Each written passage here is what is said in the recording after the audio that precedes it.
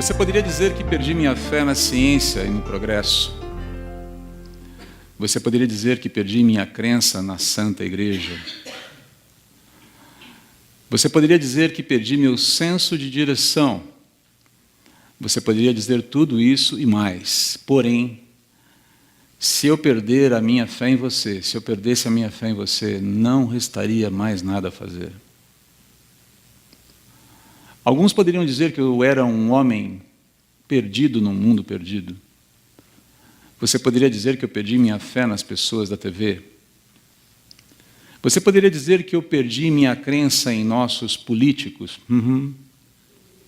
Todos eles se parecem com apresentadoras de game shows para mim.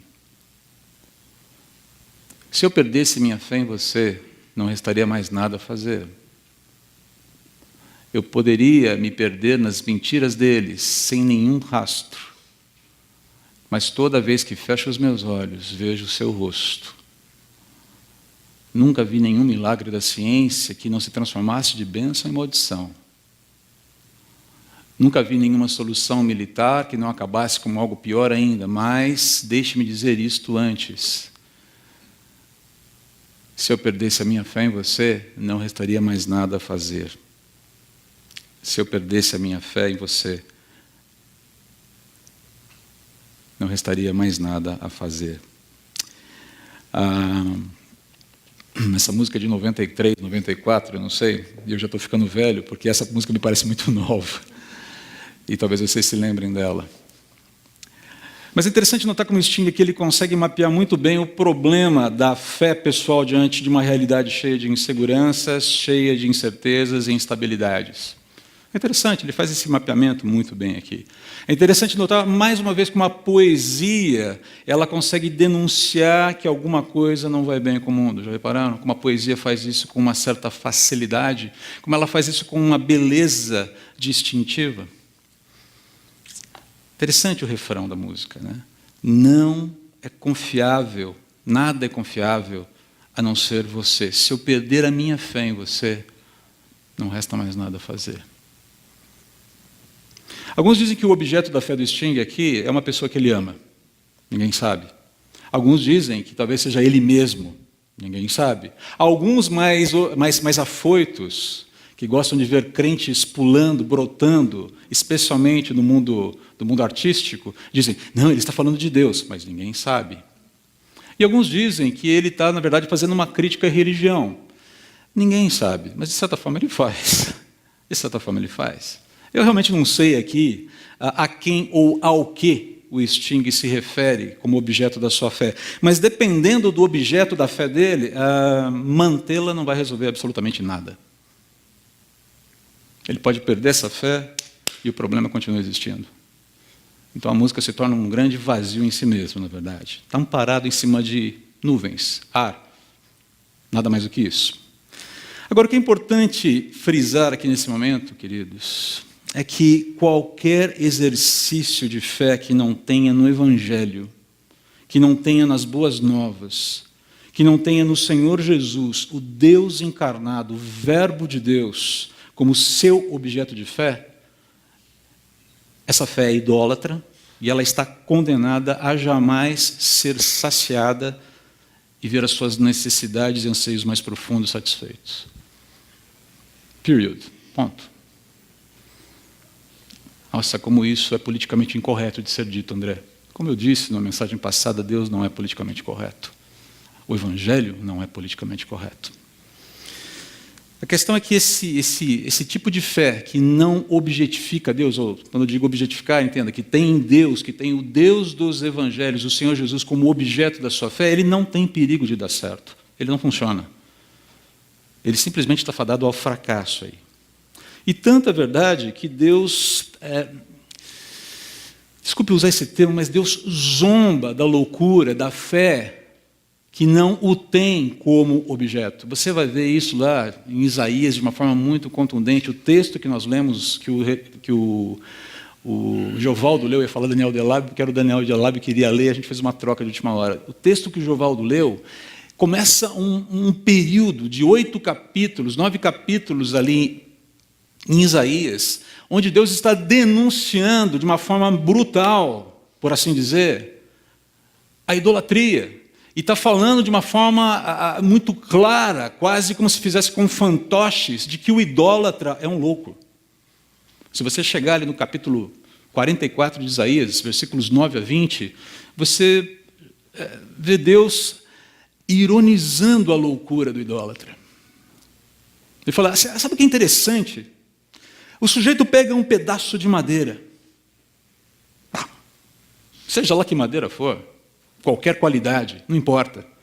Ele corta essa madeira ao meio, reserva um pedaço, pega outro, parte esse pedaço, faz fogo para se aquecer e para comer, para fazer o seu alimento com essa primeira metade. E com a outra ele pega e começa a esculpir um Deus, uma divindade, um ídolo. Coloca o ídolo no seu altar e diga, tu és o meu Deus, salve-me. E Deus mesmo pergunta, fala, será que ninguém percebe a loucura que é isso? A doideira, a insanidade que está colocada aqui? Deus é irônico no capítulo 44. Ele fala, não dá para entender. Não dá para entender porque não é possível entender que alguém faça essa substituição. Deus fala, o sujeito queima metade da lenha e com outra metade, e para outra metade ele adora. Aquilo que ele queimou, aquilo que ele adora, é da mesma substância daquilo que ele queimou. E ele adora. Uau! Alguém pode explicar a razão disso? Pecado é uma draga mesmo. Mas é essa perturbação com a realidade aqui, que a música do Sting traz. Perceba, ele olha e fala, a realidade está estranha, a realidade não está legal. Essa realidade fazendo com que a fé fique por um fio, é que chama a atenção aqui na música. Porque seja lá qual for o objeto da fé do Sting, a fé dele está por um fio. Percebe? E dependendo do objeto, pode estar por um fio, pode estar por uma viga de concreto que vai dar na mesma. O problema continua batendo lá. E é esse desconsolo, essa desilusão diante de um mundo fora do prumo, que abre espaço para essa pergunta aqui. Que vai entrar agora. O que Deus está fazendo no mundo? Algumas pessoas, inclusive, tentando desacreditar Deus como um ser, né? não só como ser, mas como um ser, ou como o ser, utilizam essa dinâmica da presença da iniquidade, da instabilidade, da injustiça no mundo como uma prova cabal contra Deus. Se o mal existe, se o mal existe, Deus não pode existir. É o que essas pessoas vão alegando por aí. E contra isso aqui, contra essa tendência, contra essa alegação falaciosa aqui, eu considero o argumento de um teólogo chamado Cornelius Van Til a melhor forma de lançar honestidade intelectual sobre esse assunto. Não vou mencionar tudo que o Cornelius Van Til escreveu, mas se você puder, compre um livrinho, um livretinho chamado Por que Creio em Deus, do Cornélio Van Til, editora Monergismo. É uma paulada na moleira, teologia boa, da pura, tá bom? Só um pedacinho aqui. Esse é o Cornelius. A menos que Deus esteja por trás de todas as coisas, você não poderá encontrar significado em nada. Não posso sequer argumentar em favor da crença nele sem já havê-lo tomado como certo. E igualmente afirmo que você, aquele que diz que Deus não existe, né, um interlocutor imaginário aqui, afirmo que você não pode argumentar contra a existência de Deus a menos que também já o tenha tomado como certo. Argumentar sobre a existência de Deus, eu creio, é como argumentar sobre o ar. Você pode afirmar que o ar existe ou que não existe. Contudo, enquanto debatemos isso, estamos ambos, sobre todo o tempo, respirando. Deus é como a mesa onde repousam as armas utilizadas por aqueles que tentam pôr um fim à sua existência. Brilhante. Brilhante. Mas voltando ao que Deus está fazendo no mundo, ele continua, sobretudo, condenando a idolatria e toda a injustiça através da promoção da sua justiça. É interessante essa dualidade aí, por assim dizer. E eu quero focar aqui num texto que nós estudamos não muito tempo atrás, se não me engano, no começo do ano passado, quando nós fizemos a nossa sequência em Romanos. Eu quero voltar para Romanos, capítulo 1, versículos 16 a 18. Eu vou fazer a projeção aqui, mas você, se quiser acompanhar, a leitura, por favor, fique à vontade, tá? Se você quiser acompanhar no seu dispositivo ou na sua Bíblia de papel. Paulo falando aqui: não me envergonho das boas novas a respeito de Cristo, que são o poder de Deus em ação para salvar todos os que creem, primeiro os judeus e também os gentios. As boas novas revelam como opera a justiça de Deus. Presta atenção nas frases grifadas ou ressaltadas. As boas novas revelam como opera a justiça de Deus, que do começo ao fim é algo que se dá pela fé. Como dizem as Escrituras, o justo viverá pela fé. Assim, Deus mostra, Deus revela. Há uma dualidade aqui.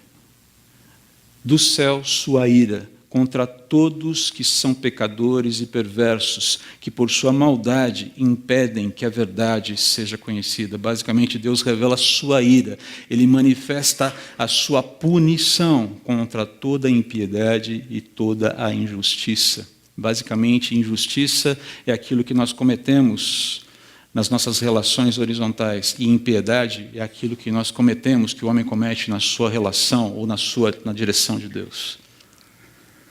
Mas é interessante ver aqui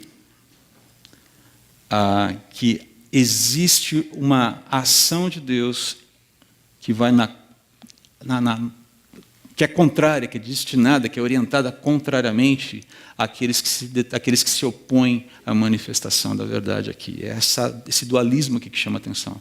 Perceba, existem dois movimentos concomitantes, dois movimentos simultâneos ocorrendo aqui que Paulo coloca. É importante a gente entender isso aqui, porque isso está na Gênesis, está na alma de Romanos. De um lado, Paulo está afirmando que Deus revela a verdade, o Evangelho, Jesus, deixando absolutamente clara a necessidade, a absoluta necessidade que todo homem tem de ser salvo. Paulo está revelando aqui também que essa possibilidade real de salvação somente ocorre mediante a fé em Jesus. E ele também fala que somente Deus tem poder para operar essa salvação e operar essa justificação. Essa é a verdade. Mas, ao mesmo tempo, ele diz que Deus revela a sua ira num sentido aqui punitivo. Punição. Ainda que pontual, não escatológico, mas pontual, contra todos os que tentam obstruir o que ele está promovendo. E o que Deus está promovendo? Já foi dito antes: verdade, salvação e justiça. Todo mundo que se opõe à manifestação da verdade, de alguma forma, vai sentir na pele a ira de Deus. É isso que ele está colocando aqui. Então, nunca é demais reforçar. Deus está agindo o tempo todo em duas frequências aqui. Essa é a ideia. Enquanto Ele revela a verdade ao homem, Ele realiza a salvação do homem, Ele efetiva a justiça sobre o homem, Ele também deixa claro que nenhuma tentativa humana de barrar a verdade, a concretização da salvação, da sua justiça, pelo homem, vai ser tolerada sem consequências. É isso que está sendo colocado aqui. E com base no que o apóstolo Paulo descreve no restante do capítulo 1 de Romanos, se você continuar lendo, a gente estudou isso ano passado, a mais terrível de todas as consequências parece que é a entrega do homem, do pecador, a si mesmo. Deixa eu tentar ilustrar isso aqui. Algumas consequências que eu listei aqui, umas possíveis consequências de tentar barrar a verdade. O que é o homem estar entregue a si mesmo? Deus permitindo que o homem intensifique a sua alienação dele e torne-se cada vez mais distante dele, por vontade própria do homem. É Deus permitindo que o homem se torne cada vez mais escravizado e maltratado por aquilo que ele idolatra, por aquilo que ele adora. É Deus permitindo que o homem seja seduzido por suas paixões enquanto é amordaçado mortalmente por elas. É Deus permitindo que o homem mergulhe mais e mais fundo na sua perversidade, tornando-se cada vez mais viciado, cada vez mais adicto dos seus prazeres e, ao mesmo tempo, mais insatisfeito e desesperado com a ineficácia dos seus vícios. É Deus permitindo que o homem se torne cada vez mais crente na mentira e mais descrente na verdade. Essa é a grande punição de Deus. é soltar o homem à sua própria, dê livre curso à sua vontade. Vai fundo. Se é isso que você quer, vai fundo. Corre para lá. Experimenta isso. Não vou te impedir mais. Não vou ficar chamando a sua atenção. Porque talvez no fundo desse poço você entenda quem de fato eu sou, qual é a natureza do meu amor e qual é a sua verdadeira necessidade, que é ter uma relação de fato com o único e verdadeiro Deus vivo. Quando você entender que os teus ídolos não funcionam, quando você entender que os teus ídolos não te atendem, quando você entender que você é um escravo, você pode correr para mim, para a liberdade. Às vezes é no fundo do poço que a liberdade começa. É isso que Paulo está falando aqui em Romanos. Palavra dura, eu sei.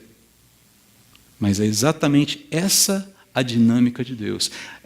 O que Paulo está afirmando aqui, queridos, é que apesar da justiça de Deus estar desmantelando a mentira, e está desmantelando a mentira, despertando o homem para a realidade do pecado, da alienação, da rebeldia e da total incapacidade humana de reverter esse quadro no qual o homem se encontra, Deus manifesta a sua ação punitiva pontual contra aqueles que se lhe opõem, permitindo, sobretudo, que eles deem livre curso aos seus afetos idólatras. Você quer ser um idólatra? Vai fundo. Vai fundo. Você quer se satisfazer na perversão sexual? Vai fundo. Você quer se entupir de poder? Vai fundo. Você quer confiar num projeto de poder maligno? Vai fundo. Até que chegue um momento em que as pessoas, o que eu estou fazendo com a minha vida? Essa é a ideia aqui. Agora, por mais perturbador que isso seja, e eu sei que é, entendam, eu sou homem pecador como qualquer outro. Eu lido com essa questão, isso me afeta diretamente. Isso me inquieta profundamente. Porque eu não estou alheio à maldade que existe no mundo, não estou alheio à maldade do ser humano no mundo, não estou alheio à minha própria disposição de fazer o mal.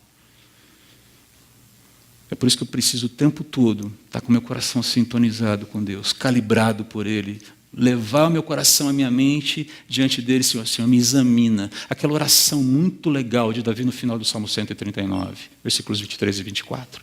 O som do meu coração me conhece.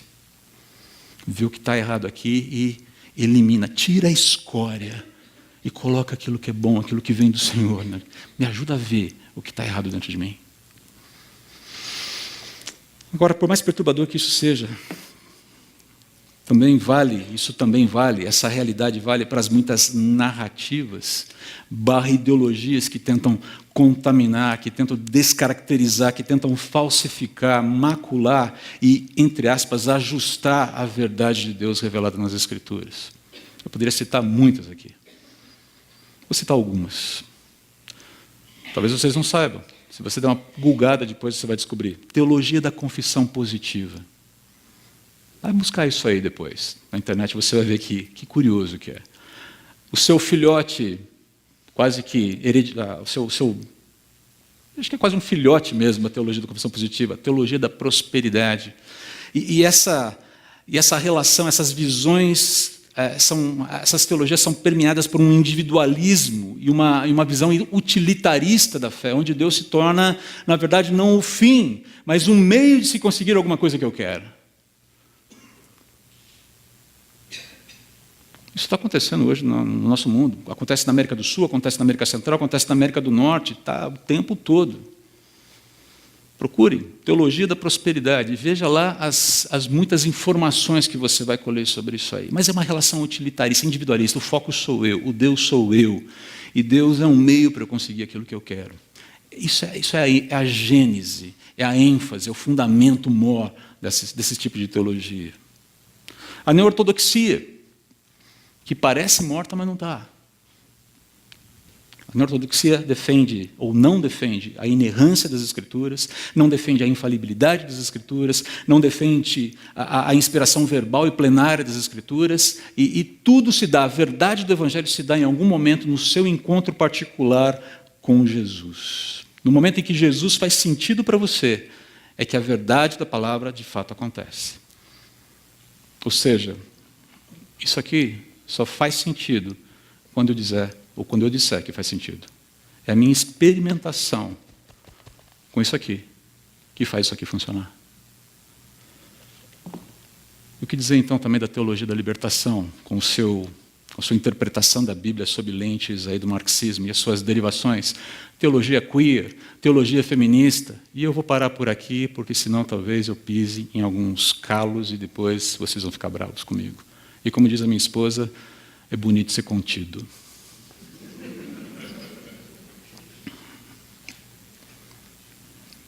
Me conterei aqui. E dado o momento do nosso país, é melhor que realmente eu pare por aqui. Mas o que o apóstolo Paulo está afirmando aqui, ou ele está frisando aqui, é que a ira de Deus se manifesta contra todo movimento, qualquer movimento que vise barrar a verdade. E, queridos, meias verdades, falsificações da verdade, maculações, retoques da verdade, estão incluídos aí. Estão incluídos aí. É importante frisar aqui que Deus está realizando essa devassa não só em nível individual, mas também comunitário, nacional e global. Essa punição acontece não só de forma individual, ela acontece também para as comunidades. Ela acontece também num nível nacional, nações padecem desse, ok, vocês querem afundar? Bom, sigam em frente com o seu projeto. E também em nível global. O Senhor Jesus vai voltar no momento em que a crise global estiver estabelecida, né? Ou falsamente resolvida. Perceba aqui qual é o ponto. Se os ídolos nacionais não funcionam, qual a melhor forma de derrotá-los, senão humilhando-os na frente dos seus devotos? E cuidado, como eu disse, há ídolos à esquerda, à direita e ao centro. Se os ídolos nacionais não funcionam, são falsos, bom, são ídolos, desculpe, estou sendo até meio redundante aqui. Qual a melhor forma de derrotá-los? Humilhá-los na frente dos seus devotos. Lembram o que Deus fez quando tirou o povo do Egito? Lembram das 10 pragas do Egito? Cada uma delas relacionada a uma divindade do Egito. E quando Moisés chega para Deus e fala, ok, estou indo lá para falar da tua parte para aquele povo, o que é que eu devo falar, hein? Quem é o Senhor? Porque eles vão perguntar, que divindade é essa que você está representando? Porque, a bem da verdade, a cabeça do povo do Oriente Médio Antigo pensava assim, qual é a sua divindade? Qual é a circunscrição sobre a qual ela domina? Porque chegou aqui o negócio é diferente, rapaz. Aqui você está mexendo com raia, rapaziada. A turma aqui do Egito é pesada. E Deus fala para Moisés, fala, cara, chega lá e diga que eu sou, mandou você para eles. Você já parou para perguntar por que Deus se qualifica com esse nome? Não sei se eu já falei isso aqui, eu tenho falado isso muito em alguns lugares, aí às vezes eu me perco. Desculpe se eu sou repetitivo. Quando Deus diz, eu sou, ele diz, eu sou aquele que não tem princípio. E as divindades todas do Egito têm princípio. Todas surgiram em algum momento. Eu sou o Deus que não tem princípio. De saída, já dá uma tremidinha no queixo. Eu fico imaginando algum egípcio mais maduro, um pouco mais atento, dizendo, essa história de divindade aí que não tem princípio de Deus é um negócio meio perigoso. Porque os nossos deuses, todos eles foram originados em algum momento. Se o cara não tem origem, cara, se o cara sempre existiu, ele deve ser maior, não deve? A ideia é essa mesmo. E na prática o que você vê é justamente 10 rounds, o MMA, Deus contra Egito. E leva todas. 10-0. Nocaute. Sem chance de ir. E a ideia é adestrar o povo de Deus a dizer, eu sou o Deus vivo. Não há outro Deus a não ser eu. Não há outro Deus diante de mim. Essa é a ideia aqui. Deus está usando de toda essa dramaticidade para trazer ensino para o seu próprio povo aí. Mas, enfim, Queridos, com tudo isso, o que a gente precisa lembrar aqui é, enquanto a verdade está avançando, enquanto ela avança e colhe os seus frutos, a ira de Deus ela se manifesta contra tudo que tenta barrar seu avanço nas mais diversas formas, inclusive as humanas. Bom, tem sempre gente envolvida nessa história. Mas aqui, atenção, cuidado. Você pode estar pensando, meu Deus do céu, onde essa mensagem vai terminar? Já estou querendo fugir pela porta ali para não ouvir mais nada. Calma, eu acho que vai terminar bem. Eu creio que vai terminar bem. Eu acredito que vai terminar bem. Eu tenho fé que vai terminar bem. Ok? E a minha fé não é na mensagem, a minha fé é no Deus que nos habilita a viver a vida com Ele. O mal não está solto sem rédeas. A gente já tem falado isso aqui. Às vezes a gente tem essa impressão. Mas o mal não está solto sem rédeas. O mal está na coleira, sendo segurado por Deus, sendo pontualmente tratado até que chegue um momento dentro da história quando ele será definitivamente punido. Mas isso não significa que o mal está descontrolado e Deus não sabe exatamente o que fazer com ele. Agora, um outro aspecto aqui que surge e que é extremamente positivo dentro dessa verdade que a gente está analisando. É exatamente aqui que nós vemos esse outro aspecto grandioso do que Deus está fazendo. Ele continua ofertando justiça acima de toda injustiça e impiedade. Se ao mesmo tempo ele pune aquele que se coloca contra ele na manifestação da verdade, ele também está dando chance para que esse que se coloca contra ele se arrependa. O tempo todo. O tempo está correndo, está valendo. Se você parar para pensar, não foi esse o nosso caso? Dá uma olhadinha lá em Efésios capítulo 2, versículos 1 a 5. Vocês estavam mortos por causa da sua desobediência e de seus muitos pecados, nos quais costumavam viver, como o resto do mundo, obedecendo ao comandante dos poderes do mundo invisível. Ele é o Espírito que opera no coração dos que se recusam a obedecer. Todos nós, Paulo está se incluindo aí, todos nós vivíamos desse modo, seguindo os desejos ardentes e as inclinações de nossa natureza humana. Éramos, por natureza, merecedores da ira, como os demais. Mas Deus é tão rico em misericórdia e nos amou tanto que, embora estivéssemos mortos por causa dos nossos pecados, Ele nos deu vida juntamente com Cristo. É pela graça que vocês são salvos. É interessante que o fato surpreendente aqui é que Deus continua ofertando justiça, verdade, salvação e justiça àqueles que ainda se lhe opõem. E que o próprio processo de deterioração dentro da idolatria pode ser usado por Deus para resgatar aquele que está indo para o fundo do poço. É impressionante isso. Isso se chama soberania. Eu não consigo, como iniciante à teologia que sou, eu não consigo deixar de ficar maravilhado com isso. É impressionante. A capacidade que Deus tem de, ao mesmo tempo em que Ele endurece, a mão continua estendida. A mão sempre continua estendida. Sempre. E o exemplo mais interessante dessa mão estendida enquanto há endurecimento é o próprio apóstolo Paulo. Se você olhar o testemunho do apóstolo Paulo lá no capítulo 26 de Atos, quando ele fala diante de Agripa, o rei Agripa, Berenice, Festo e as autoridades ali judias e romanas, ele fala exatamente disso. Quando Jesus o confronta a caminho da estrada de Damasco, caminho de Damasco, na estrada de Damasco, ele fala: Paulo, por que você está me perseguindo? Dura coisa é você resistir ao aguilhão. E o mais interessante é que Jesus fala: por que você me persegue? E ele: quem és tu, Senhor? Eu sou Jesus, a quem você está perseguindo. Você está perseguindo o meu povo, mas ao mesmo tempo você me persegue. O interessante é que Paulo, naquele momento, ele é confrontado com a verdade de uma maneira extremamente difícil. Ele estava indo para Damasco para perseguir cristãos. Leia depois o capítulo 26, o testemunho dele. O cara era a manga chupando o cão, ele não era o cão chupando a manga. Paulo tinha sangue nos olhos.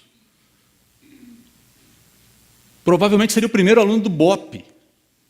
Não ia pedir para sair de forma alguma.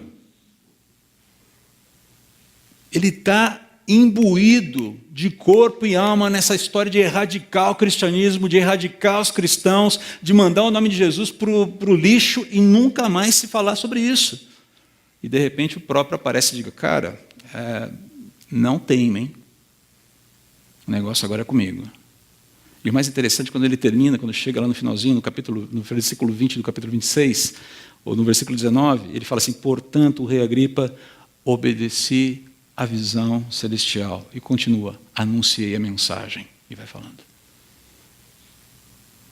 Lembre-se, aqui ele já está quase indo para o final do seu ministério. É maravilhoso ver esse testemunho de Paulo. Ele é a síntese disso. Deus deixou, vai lá. Quer matar Estevão? Vai, mata Estevão. Quer perseguir os cristãos? Persiga os cristãos. Mas chega um momento em que a verdade se apresenta e diga, cara, você está sem saída agora. Vamos lá. Não adianta resistir, vai te causar mais dor. Vamos lá, volte-se, arrependa-se. Muda a sua rotina, muda a sua vida, muda a sua história. Na verdade, deixa que eu mude. Essa é a ideia aqui. Basicamente, queridos, o que eu quero... A palavra que eu quero colocar aqui é que, enquanto aguardamos o nosso Senhor, há esperança até para o mais empedernido dos pecadores, ou dos corações. Deus continua ofertando justiça àqueles que ainda se lhe opõem. Enquanto o nosso Salvador não regressar, há esperança. Essa é a palavra que eu quero deixar ao final aqui. Há esperança para filhos desgarrados, para filhos rebeldes, violentos, indiferentes, apáticos. Há esperança para pais teimosos, opressivos, permissivos, negligentes. Há esperança para maridos omissos, para maridos opressores. Há esperança para esposas mandonas ou subservientes. Há esperança para adúlteros e há esperança para adúlteras. Há esperança para gente envolvida com imoralidade de todo tipo. Há esperança para gente que gosta de mentir. Há esperança para gente que gosta de fofocar. Há esperança para gente que é viciada na ganância, no poder, no dinheiro. Há esperança para políticos corruptos e eleitores idólatras. Há esperança para nações cujo Deus não é o Senhor. Há esperança em meio a crises políticas, há esperança para crises em meio a crises econômicas, crises científicas, crises religiosas, sociais, eleitorais, seja lá o que for. E, sobretudo, há esperança de que a fé em Cristo nunca, jamais, em hipótese alguma, em tempo algum, será vã.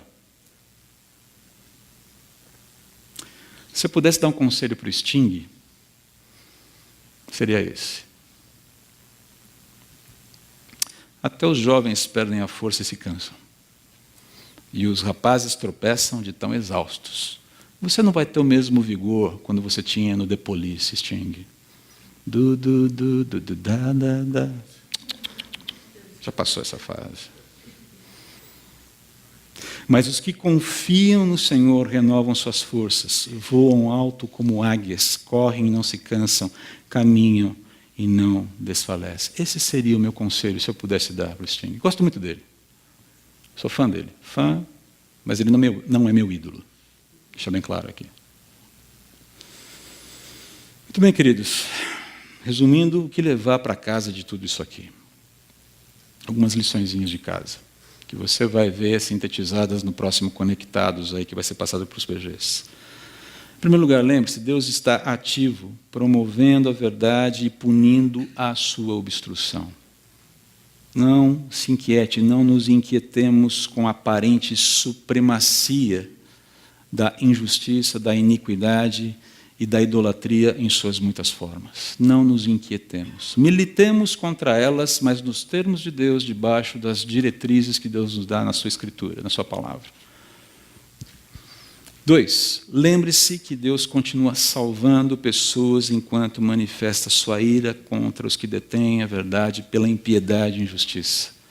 Enquanto houver vida, há esperança. Enquanto houver vida, há esperança. Enquanto houver vida, há esperança. Para o seu filho, para a sua filha, para o seu pai, para a sua mãe, para o seu irmão, para a sua irmã, para o seu patrão, para o seu empregado, e para os políticos que vão nos conduzir a partir de 2019. E 3, e aqui eu quero chamar a sua atenção e quero convidar você a fazer esse exame com coragem, porque vai exigir coragem de você, vai exigir coragem de mim. Eu já comecei a fazer esse exame e vou dizer, Deus está me dando um esfrega daqueles. Não está sendo fácil. Examine-se diante de Deus. Você tem transigido, você tem compactuado com alguma forma de narrativa, ideologia que você suspeita, adultera o Evangelho, macula o Evangelho, torce o Evangelho? Você estaria disposto a avaliar sua posição à luz das Escrituras e, uma vez que a sua suspeita se confirme, abandonar a prática caso você perceba que realmente a coisa não está legal? Quem poderia ajudar você nesse processo de exame? Perceba que aqui, esse é o ponto mais nevrálgico, talvez, para nós caminharmos em relação às nossas decisões, não só políticas, mas em relação à vida de uma maneira geral. Eu estou adulterando o Evangelho, a perfeição do Evangelho, com alguma visão equivocada, com alguma narrativa, com alguma ideologia que nada tem a ver com ela? A minha leitura das Escrituras é sempre sob uma lente que não é a lente do Espírito Santo. É um convite apenas, é uma sugestão, para que as nossas vidas sejam aproveitadas por Deus ao melhor, e nós aproveitemos o melhor que Deus tem para nos dar nesse mundo, e Ele tem muitas coisas boas para nos dar.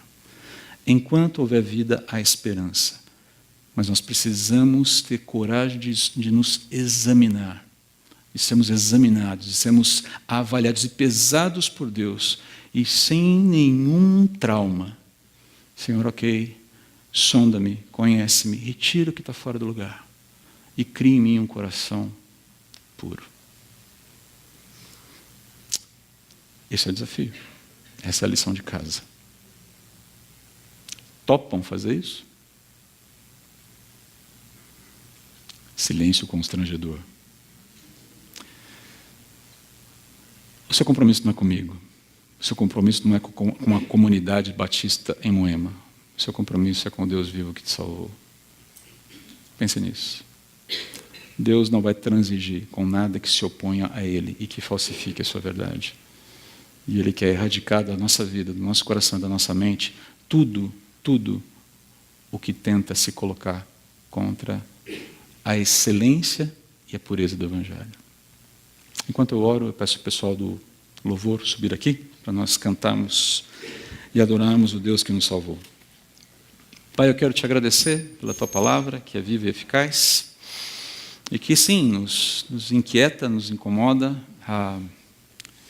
nos afia e nos coloca em alguns momentos em contato com coisas que nós não gostamos de ver em nós.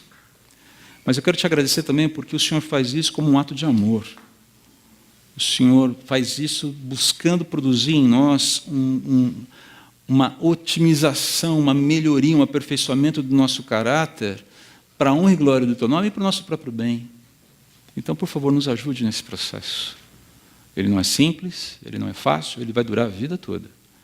Mas que o nosso coração seja ligado ao teu, não só como indivíduos, mas como comunidade.